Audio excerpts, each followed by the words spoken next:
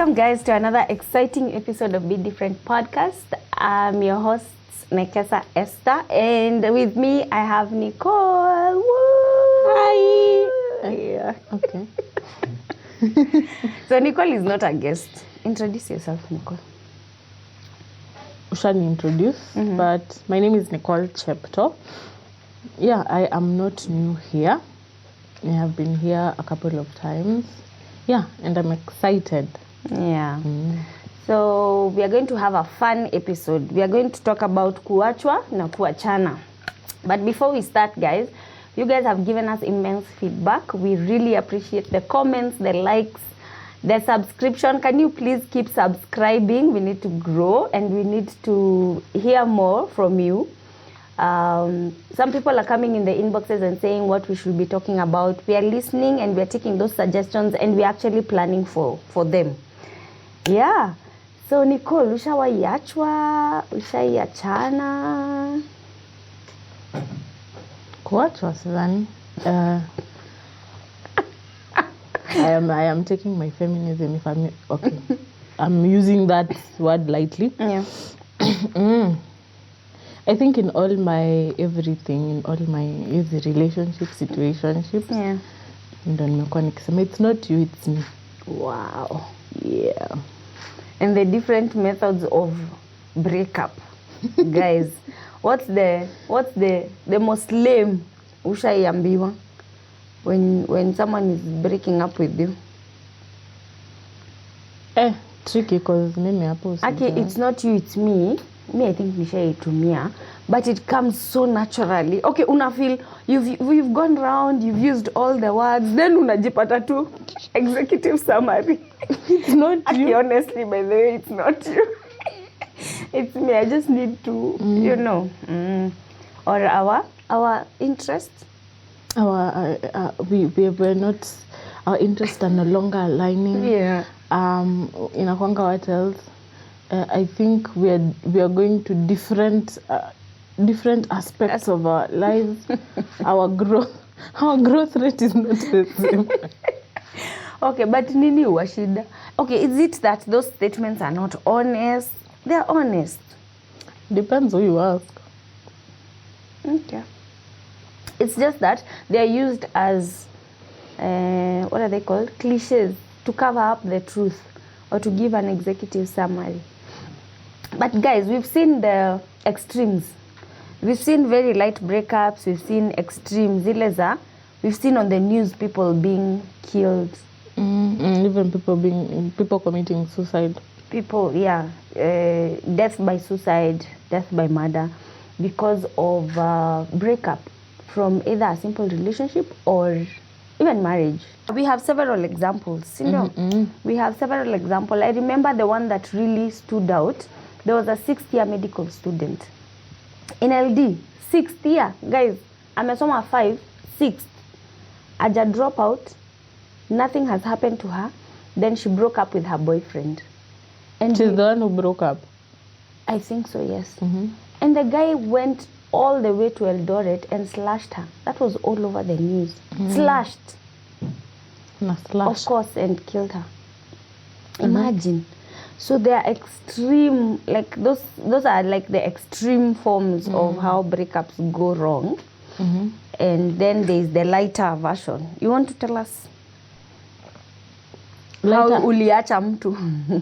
Okay, yours is not lighter, but you can just... Hiyo ni heavy.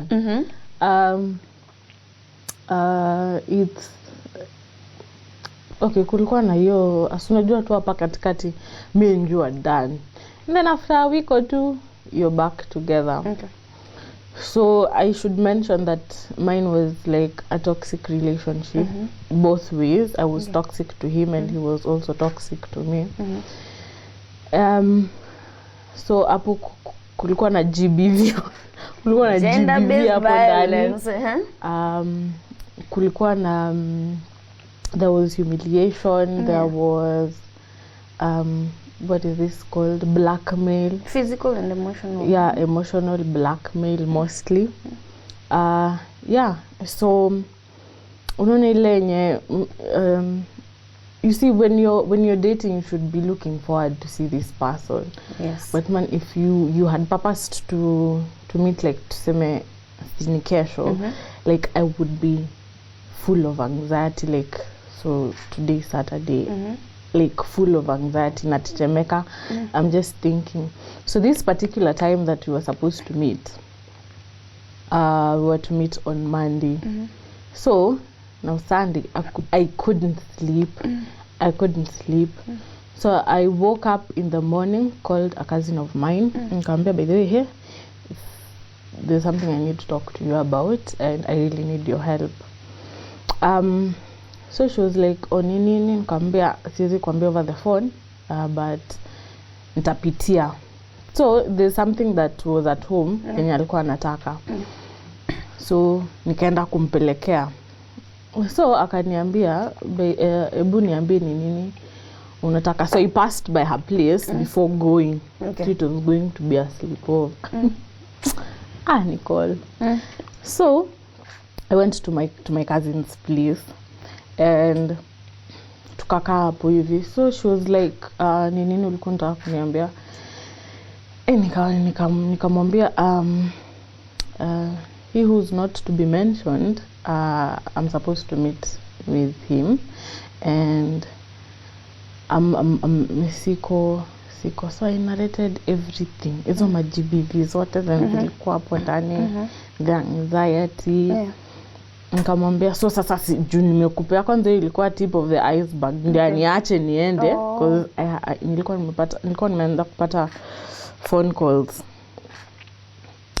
So nikamwambia napigiwa, so fanya hivi, tutaongea. So I'm going today Monday, so I'll be back on Tuesday. Alafu tufanye nini?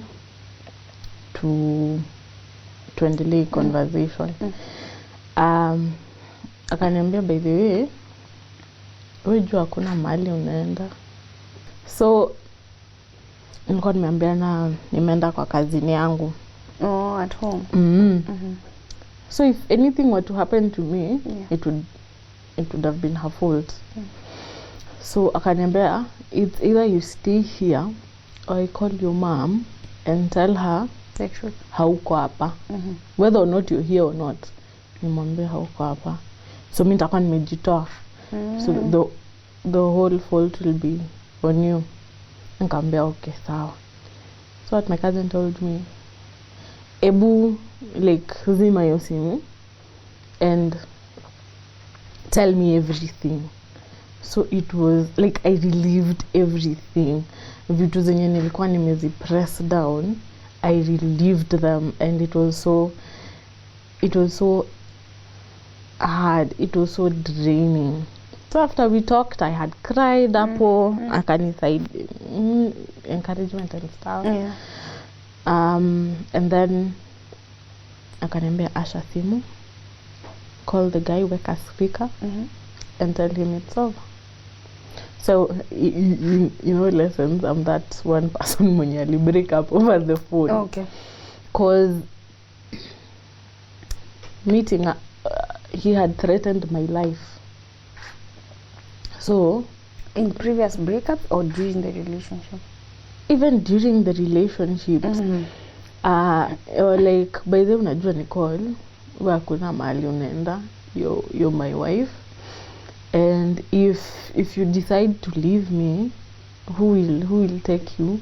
And ninajua, I know everything, I najua kwenu, I can just as well kill you.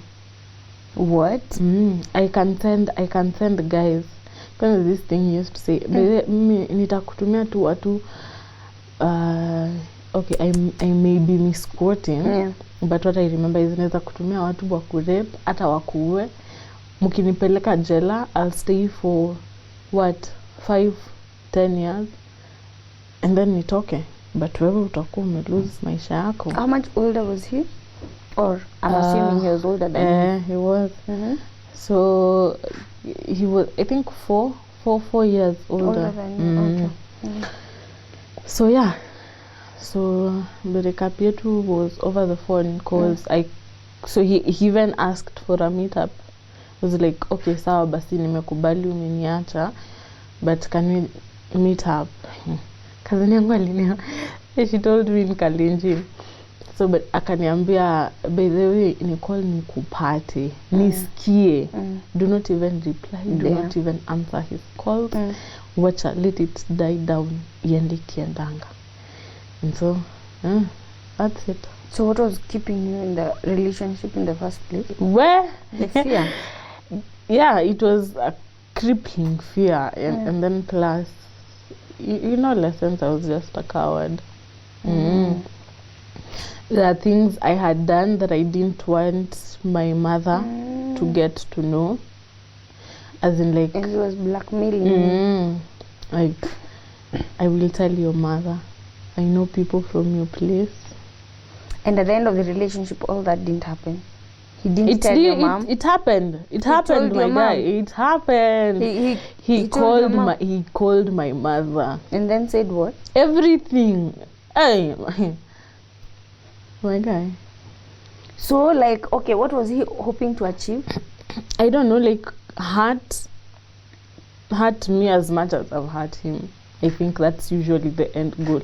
Like, feel the pain. But does he understand you were not enjoying yourself? So what? In the relationship? Who cares? Okay. So called my mom, told her all the shenanigans. Wow. Every gruesome. Like there was no shred of respect in him. And your mom listened. Okay. Sijui kwa sikuwa naye, but she called me. Akaniambia nini nafikia. I stayed at my cousin's place for like 2 weeks. Okay. I just think, thank God for online classes. Okay. Thank God for online classes. Yeah. So wow, it was I was so emotionally drained. Yeah. I was so emotionally That was drained. a bad breakup. Bad breakup. Yeah, okay. You can say that. Okay, it wasn't a bad breakup per se. But it was good for you. It was good for me. Okay. So like even when he was like let me like you know, in that relationship, do you know doing bad things the watch way? Oh, like but you are trying to mess it up, but I miss yani it is not messing up. The mess is not messing. Because I even cheated. Okay. Ndio niachwe. But no. But I forgive you. Love covers a multitude of sins. Where? Okay. Well, that was a good breakup for you. But I think bad for him. But the relationship was not. It was toxic. It was toxic, but you know, even when you're in, you don't know until mtu akuja kusaidia. Okay. It's not easy, by the way, getting out of a toxic relationship, and I think it is honorable. Okay. It's honorable for you to also admit that when you're in a toxic relationship, sometimes it's not just the other person who's toxic. True. Because you could also have contributed to hizo shenanigans. You've reminded me of a breakup story that I have. I broke up with this guy because of course I'd already decided this one is not husband material, so I needed to break up with him so that nitafute husband material. So this guy used to be the ones who he believed that aki cough I jump. How high? How high? How high? Come. Wapi? I'm here. Wapi? See wapi? I'm here, my guy. What do you want me to do for you? I started just telling him, by the way, I can't do this anymore. I can't do this anymore. No, because I was telling him, I need to get married. You can't, you're not planning to nini evil. I was just honest. So it's like, yeah, I need to break up with you. Okay. And alikuwa zile za hakuna mali unaenda. Kwani? Ikifika Friday anangoja kwanza masaa iende. Unajua vile watu utafuta form, ukiwa yangu natafuta form. It's not forming. Then around 8 p.m. come. Where? In this Nairobi I appear. This time uko sema where? This time actually, because every time I told him I've broken up with him, he just used to say, but they literally text message inasema come. Hivyo. Viatu tushava. So I just let it go. Then one day he said that come of his and I didn't move. Congratulations. Hiyo ni God. Ni God. I didn't move. And then akakaa. Of course pia alikuwa na hii kitu ya power play sana, manipulation. Akakaa hataki kuonekana intimidated ama nini akakaa. Then when he called, then I'm like, yeah, no, I'm not coming. He just asked me, is there someone else? I said yes. That was my opportunity to jump. I said yes. I was like, okay. He didn't give up. Hiyo siku hakunisumbua, akaniacha. Then siku nyingine tena kaamka tu randomly on a Friday, come. I was free from that bondage. But the fact that hata mimi sikuwa namtafuta, namcall, namtext nini, I just knew this one is over. That was how it had to happen. He tried by the several other times. He was just like, yeah, come, nini. He calls, he says, are you sure you've moved on? I'm like, yeah, I've moved on. Nimekuwa nikikwambia I'm planning to move on, but at least I was being honest. Wacha kwanza nisome hii story ya kuachwa hapa. Kuna mtu alinitumia story yake ya kuachwa. Can I read? It's very okay. It's not fun. It's funny, but it's not. So here it is. We fell in love, or so I thought, on our first year of campus. I had fallen so deep. He looked like a demigod to me. Hey, his whole demeanor drove me crazy. And for him to accept me, I was in heaven. My eyes did not see any other man for 4 years. 3 to 4th year. I know. He was good all through, caring, but a bit of a miser, which didn't bother me. So life was great until the 4th year, towards the end, when I got a small job in a finance company before graduation. My demigod of a man fell out of love and fell in love with a younger, lighter, more vibrant lady. Oh, did I mention I was older by 2 years? Lord have mercy. Because I died a little the day he told me through an SMS, guys, text, that he didn't want me, committed me, and that I was too old for him. I tell you, some things you don't get over. I did not process that information. What followed was what we nowadays call simping. I begged for his love.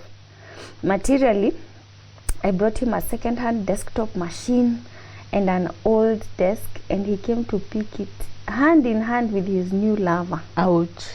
I was lost for words, yet I still gifted him, hoping my kindred spirit would win him over. Oh, I forgot to tell you that I found them on a date once in town, having loaned him 8,000, a month's worth of salary. I cried my heart out, in fact wailed. He just took the girl by the hand and left me in the care of my sister with whom I was with. I mourned this love for 3 months. 3 months of listening to our favorite jams, contemplating sisterhood, joining monasteries, theology and all. I had failed in love, or so I thought. Oh yeah, I know, right? Huyu hakuwa tayari. She was not ready to leave. She was not ready to leave the relationship. There's simping. Kuna hiyo umesema power play. There's your blackmail. There's blackmail. Kuna hiyo manipulation of sorts, which could be blackmail. Manipulation is there a lot. What else? Kuna hiyo manipulation ya, by the way, ebu give me everything that I have ever There are people who look for closure. I have ever bought for you. I know someone who has to get her closure. Like, you come, sit, almost do an audit, an evaluation of, okay, so what happened, what went wrong, what went right, complete closure. Why are we breaking up? Yeah. Okay. Honorably. That's a good way to go. Yeah. I think both of you must be in some mature space for you guys to do that. Yeah. I mean, I'm all over my feelings. Unataka kukaa na mimi kuniambia nini? Okay. Yeah. Maybe after a while. Yeah. Maybe can have a while. Can have that conversation, like ati tume break up leo, next week unakuja kuniambia ati can we have coffee, we talk about why I left you.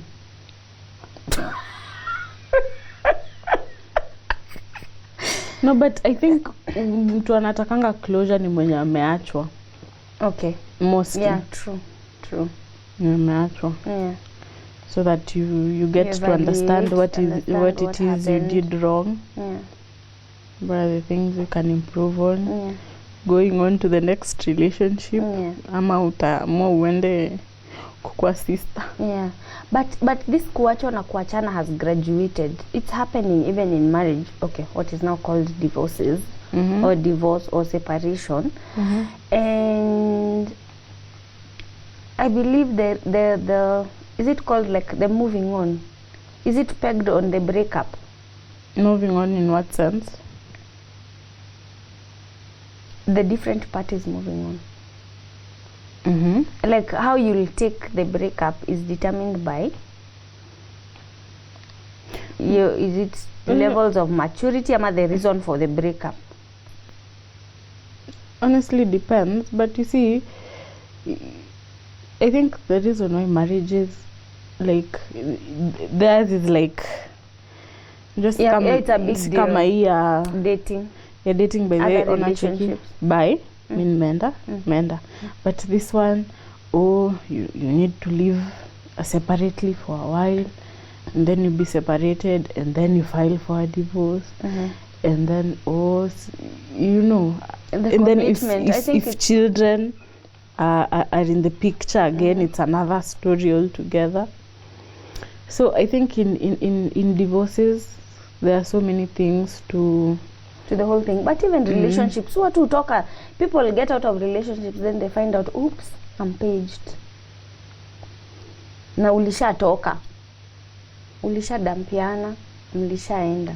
I feel like the whole aspect of we are relational human beings. Human beings are very relational. It's not at a friendship. See, there's no breakup. Any kind of relationship that you enter in, there is that mindset. We don't know, or we don't think, or we don't accept that there is a possibility of hata vile death tupate off guard. There is a possibility of separation or an end to whatever it is that we are dealing with or that we are having. An end to any relationship that we enter into. I think ni mind zetu hazitakangi ku understand your concept ya ku move on. That this is it can be short lived. The way it started, it can end.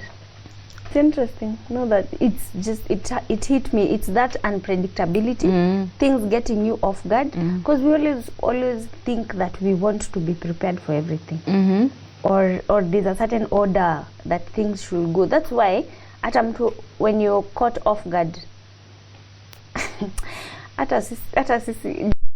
the thing that happened to me the other day. DMs, like we have relationships even with house helps. Then when they leave you, like, si tulikuwa tu sawa.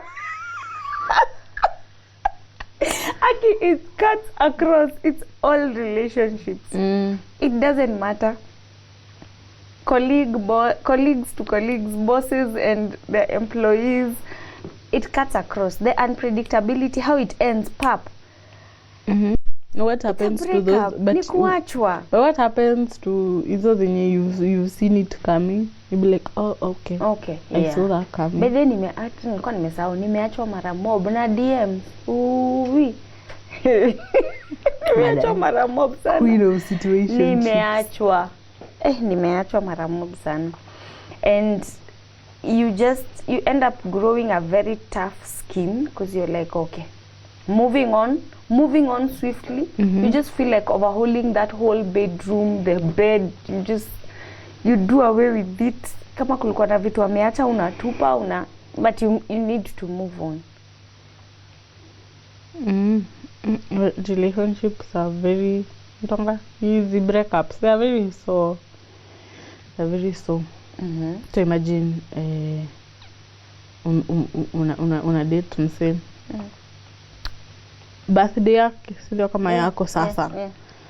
Nimekuletea me as the guy here tuseme. Nimekuletea gift nini. Alafu hiyo jioni unaniambia by the way I don't feel like you're the one for me. So hapo sasa honestly umedu. Nimekubaia gift. We don't have according to me we were on this page and we are okay. According to you on this page. So I don't know if there's anything.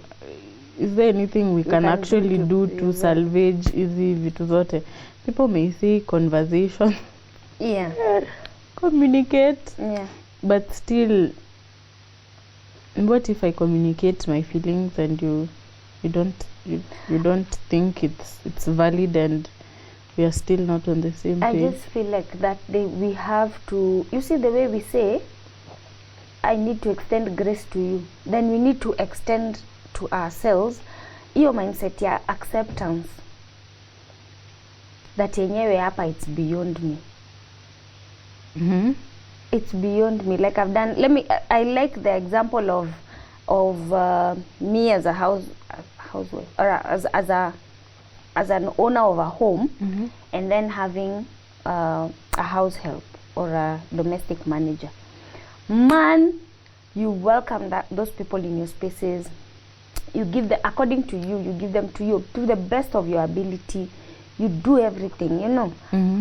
Then unajua tuko poa, you've set routines in place, you've done everything that needs to be done according to you. Mtu anaamka tu on a Wednesday morning. You're supposed to be going to work. Nikwambia sasa madam ama mom, naenda. Hata ile reason yenyewe nakupe, maybe it's just like umewachwa. You're like, okay. It's a whole adult. Always mfungia kwa nyumba yako. You're like, okay. Anything we can do, they give you an excuse that home. It's not you, it's me. But then all those versions of it's my baby, it's my parent, or nimeitwa, or someone is sick, or sijui what. So you have to let them go. So that acceptance is usually so hard. You're like, okay, no, this one, what have I done to her? Maybe it's some form of trauma. All working women or all women who interact with households, we need therapy for these breakups. We do, by the way, because they happen to us so many times. I have personally lost count of how many people have left me in terms of mpaka unaanza kuji-question. I have done the questioning.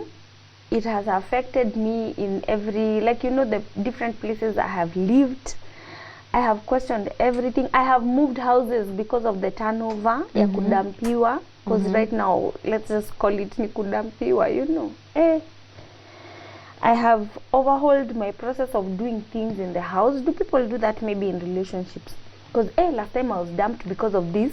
Let me take it as a learning curve. Next relationship ni kujibwaga. I was reading someone advises you from their point of weakness, never their point of strength.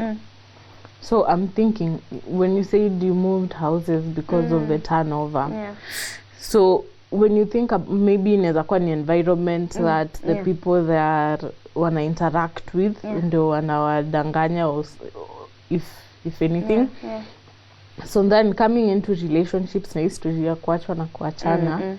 So do you think pia kunaweza kuwa na hizo environment where someone advises you to do this ama atoka kwa hii relationship, this person is not good for you, by the way I can see your emotional space is deteriorating because sijasema vizuri because of this person, so I would advise you you leave them. The relationship. Okay. So in that sense, would you think someone is advising you to get out of a relationship ama to get out, either kuacha ama kuachwa because of that reason, like them advising you based on their weakness? Have I ever left? I have actually left a relationship based on advice, but that was based on godly. You're dating people that are not dating as friends with people that are not saved as this one wanted them to be. So he just said, you need to stop hanging out with people who are not saved. Equally yoked. So by the way, I woke up and left one morning. I regret decision in my life like that one decision I made. Where? Yeah. So if you're saying I don't know whether it was from a point of weakness, but that was also a very toxic relationship for me because I felt the person wanted to seclude me. Ni yeye tu sasa ananiongelesha, so all my friends have gone. The committee of girlfriends, sure, done and away that's also with. part of toxicity. Ooh. So he's just the one that's feeding me with stuff. Hey, my friend. Prophecies after prophecies. The Lord has said. The Lord has said, oh, your life is going this way, oh, this way. What? That was by the way, I was going to curse, but that was mean. That was a very bad. Those are those people. Hata nikikutana nao tao siko sure kama nimeforgive. It was Forgive so and bad. forget. That was conning. Hiyo hata sijui kama nilipata closure. Wait, the person you were with ama the person who advised you to get out? It's the same. The person I was with is the same person who advised me to get out of my relationships with my girlfriend. Oh, okay. Yes. Okay, siko get your part. Yes. Okay. Because they were not saved.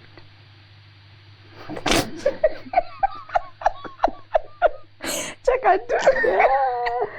And I left. Like you're saying, there's a level of stupidity, by the way. Hapo naita girlfriend zako unaambia, by the way,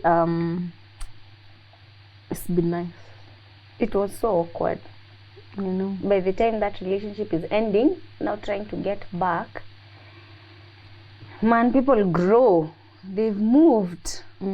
So you would even feel out of But place. I maintained personal relationships, but not like The group. The group was very hard. Because you see there and then there's mistrust. Yeah. Like if all men, like tuseme saizi umetuacha because of this guy, tukurudishe kwa relationship. Another one comes akwambie, oh, excuse, you're not equally yoked with this kind of people. Utatuacha. That's not traumatize your girlfriend. Yeah, true. That's why, but then I didn't go back. I didn't ask to go back because also all those things. I moved on. Okay. Yeah. Living with the consequences of your actions, guys. Moving on yako. Aye. Anyway, so what are we saying about breakups? Kubali Clearly, really? Do you pick any lessons? Or like, if you're umeachwa. Of course, there are things that you used to do that hata wewe mwenyewe you felt like, hapana, this what I'm doing is not right, even for you and for someone else. And then, after you've left a relationship, I think it's wise for you to stay a while before getting into another one. This is now dating. Sisi wa DMs, we can't do that. What I'm saying is you have to stay a while in terms of dating. Yeah. After you've dated, take as much or as little time according to how you process your things. But jiangalie, jiite mkutano, be like, Nicole, okay, so you are, how are you toxic to this guy? And going forward, if you want to still be in other relationships, how are you going to manage something like cheating? That's toxic. You don't know where this person is coming from, if maybe cheating is part of their trauma triggers. So you go in there and cheating, that could be toxic to someone. So maybe like, okay, in this relationships that in this subsequent relationship that I'll be in, is cheating a part of my lifestyle that I want to live in? Are we in an open relationship? Are we in an open relationship? How will we be communicating? Will we be communicating in respect? Will I treat this person the way I want to be treated as well? And things like that. So you do a kimkutano by yourself, get to understand what it is you want. If you would want to ask for forgiveness from that other person, you would. It's important to note that I put it out there that he called actually and asked for forgiveness. I've never found myself calling. Okay. I've never found myself calling to ask for forgiveness. I don't know if I'll get the grace to do that. But he called and he apologized for every bad thing he's How many years later? done. 2. No, like 1. 1 year later. Do you feel like you're a better person in this new relationship that you're in? That's what I'd asked you. Yes. You do? Yes. I do think I am better. You said you had some triggers. I still do have things that trigger some things, but I made it a point to tell him like, okay, anachokanga sometimes, but I usually tell him like, by the way, unajua, money is also something that was tricky in that other relationship. I was so free in asking if I needed. Okay. But then after kuambiwa rudisha everything, every single amount. After if I've breakup, given you money for your nails, money for your hair, if I've bought you anything, I want them back. Everything. Calculate and give me back. So I'm like, well, okay, sawa. It is no longer a man's responsibility to take care of my hair, my nails. I am still under my parents, so I leave that to my mother. If she doesn't have money, then she doesn't have money. So yeah, so I do tell him that when it comes to money, even asking for money, I might want to do 1 or 2 things is difficult for me. So I'll try as much as I can to be telling you, but yawe nawe kidogo tumia macho. Volunteer. Kidogo tumia macho. Volunteer help. Please volunteer help. You can see me as a foundation. Do you feel like you're more self-aware? Aware of yourself, like, I like this, I don't like this. When you notice something, do you speak up or do you? I speak up, but after I've thought about it. Okay. I never used to speak up because I was trying to be cognizant of that other person's feelings, what would they think. But now, if I'm not feeling a certain thing, ama feel ni kama amefanya kitu hainibambi, I'll straight up tell him, by the way, I don't like the way you talk to me, I don't like the way you do this, do that.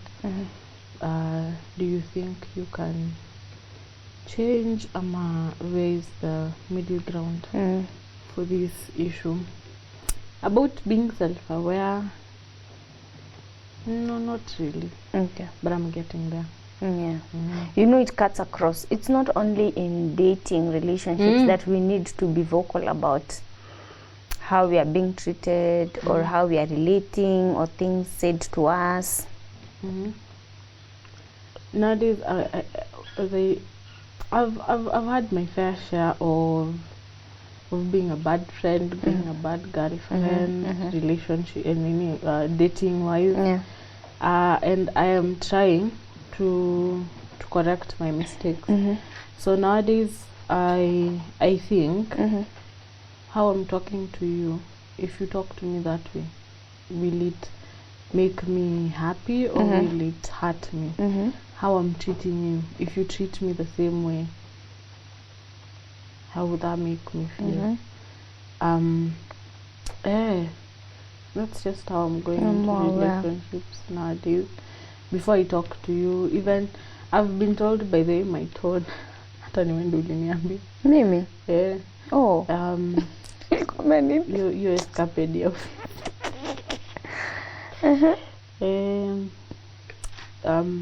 There's a time I hurt one of my friends without me knowing, but ukaniambia the way you spoke was bad. So some things like that.